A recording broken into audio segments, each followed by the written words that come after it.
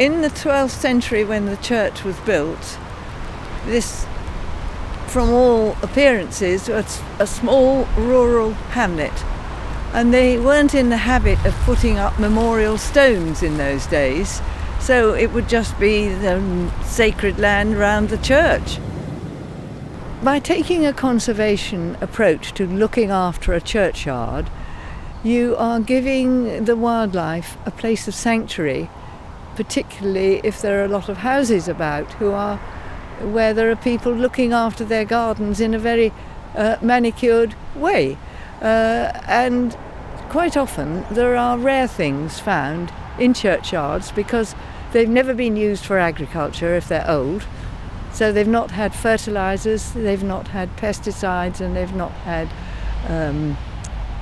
herbicides. So it's good to have a space around a church which is as natural as possible for people to enjoy. I'd helped with a little bit of volunteering when we first came here in 1960, but my chief concern was that nothing should be spoilt that was growing here naturally, and that the birds and the bats that lived here should still have their habitats. We get a lot of deer in this churchyard. We have woodpeckers.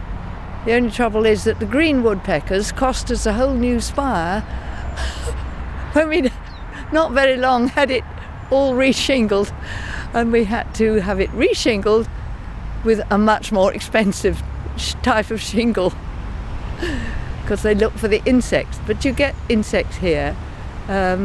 We've had flocks of mistle thrushes coming for the yew tree berries, though sadly I haven't seen those for a few years.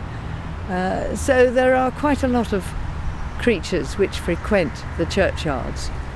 With climate change, it's difficult because certain things grow happily, which are thriving species like the brambles, and we can't let them run riot, although they provide food for us and food for birds and other creatures. This is part of the hedge that we planted into the entrance to the new graveyard. We deliberately planted a conservation grade hedge which contains a large number of species which are useful to the wildlife. The first thing I did was write a description of how we looked after the churchyard, which was put up in the church porch, so that people could see why not all the grass was beautifully cut, and things were left for the winter sometimes to produce shelter for the birds or the animals. We haven't really had the opportunity to put new habitats in because one of the big problems with the climate change is the fact that things like brambles and nettles tend to grow all year if you're not careful. And if you let them grow all year, then pretty soon they take over the entire churchyard. So we have to control those by cutting or digging out. We don't use chemical weed killers or pesticides here at all. Conservation can be a difficult word because it depends what you're conserving. And naturally, there is a succession, starting off with simple algae, mosses, liverworts, which break down and make a soil that other things can grow in, and you end up with forest, which is how Britain used to be in the past. So you have to decide what sort of countryside you are conserving.